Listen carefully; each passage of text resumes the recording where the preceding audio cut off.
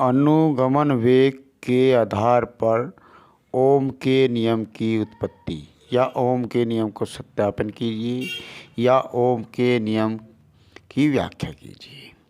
माना कि हमारे पास कोई चालक तार है और जिसकी लंबाई स्मॉल एल है और उसके परिच्छेद का क्षेत्रफल कैपिटल ए है, विभवांतर वी है और वैद्युत भाग बल कैपिटल ई है। इलेक्ट्रॉन का द्रव्यमान स्मॉल एम है तथा अनुगमन वेग वी डी है और उसमें जो श्रांति काल है वो टो है। तो उसमें जो इलेक्ट्रॉन का मध्य मुक्त पथ होगा या इलेक्ट्रॉन पर लगने वाला जो वैद्युत बल होगा वो एफ होगा। तो एफ बराबर small E capital V. F बल है, ई इलेक्ट्रॉन का आवेश है और ई कैपिटल ई विद्युत भाग बल है। इलेक्ट्रॉन जो उसके अंदर चल रहे हैं चालक तार के अंदर, तो ये समीकरण नंबर 1 हो गई। अब जो है उसमें जो चालक तार है उसके सिरों के बीच विभवांतर वी है, विद्युत भाग बल ई है और चालक तार की लंबाई एल है। तो ई बराबर वी अपॉन एल से। तो ये वाला जो ई का मान है ये वाला, तो ये मान समीकरण नंबर 1 में रखने पर ई का मान समीकरण नंबर 1 में हमने इसको रख दिया। अब रखने पर क्या होगा, अब यहाँ पर जब रख देंगे तो एफ बराबर होगा स्मॉल ई कैपिटल वी बटे स्मॉल एल। ये समीकरण नंबर हमारी 3 बन गई। अब हमारा न्यूटन के नियम से एफ बराबर एम है।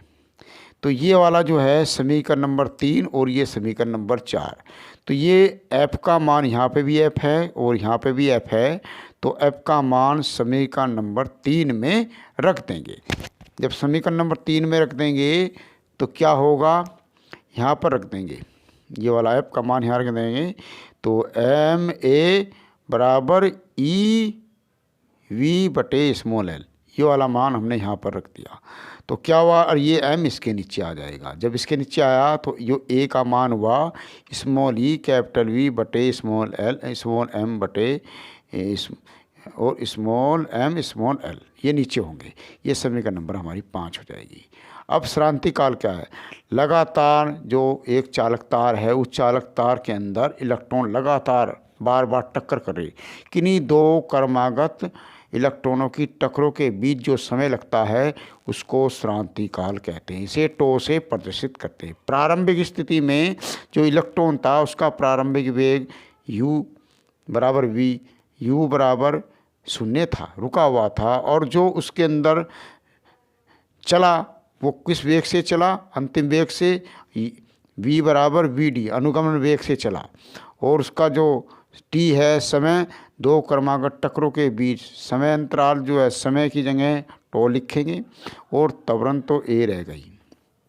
अब गति के प्रथम समीकरण से v बराबर u plus A T, v के स्थान पर वी डी अनुगमन वेग से चल रहा है, u हमारा 0 है, ए है, t की जगह टो हो जाएगा। तो अब ये 0 है तो वी डी बराबर ए टो, समीकरण नंबर 6।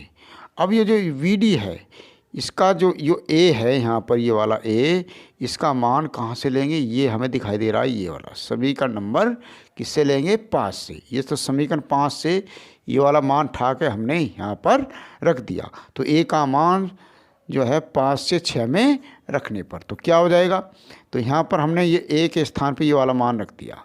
तो वी डी बराबर ई वी टो बटे स्मॉल एम स्मॉल एल, अर्थात क्या हो सकता है, यहाँ पर एक बहुत महत्वपूर्ण क्वेश्चन बन के तैयार हो गया है कि ये अनुगमन वेग शांति काल के अनुक्रमानुपाती होता है। ये भी लगातार कई वर्षों से पेपर में आ रहा है, तो इसको भी याद कर सकते हैं यहाँ तक कि अनुगमन वेग जो होता है वो श्रांति काल के अनुक्रमानुपाती होता है।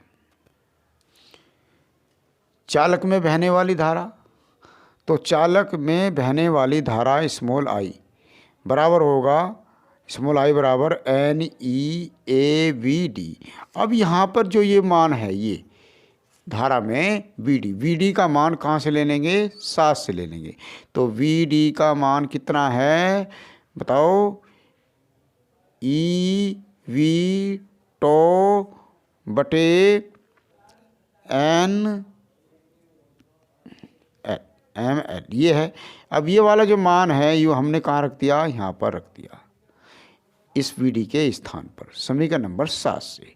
अब देखेंगे, अब यहाँ पर देखो एक आई बराबर क्या होगा, आई बराबर जो ये नीचे दिया हुआ है एम एल, ये एम एल जो है ये यहाँ पर गुना कर ली, यहाँ कितना हुआ ये एन, एन है एन ले लिया, एक ही और एक ही दो हो गया। अब वी हो गया बड़ा वी और टो हो गया। अब देखो ये जो हमारा वी है, बाकी जो है वी वो वी के नीचे ये वाला आई यहाँ पे इसके नीचे ले आएंगे और बाकी सब इधर ले जाएंगे। तो यहाँ एम एल बटे N E square capital A टो बराबर वी बटे आई, ये हमारा एक नियतांक दिखाई दे रहा है।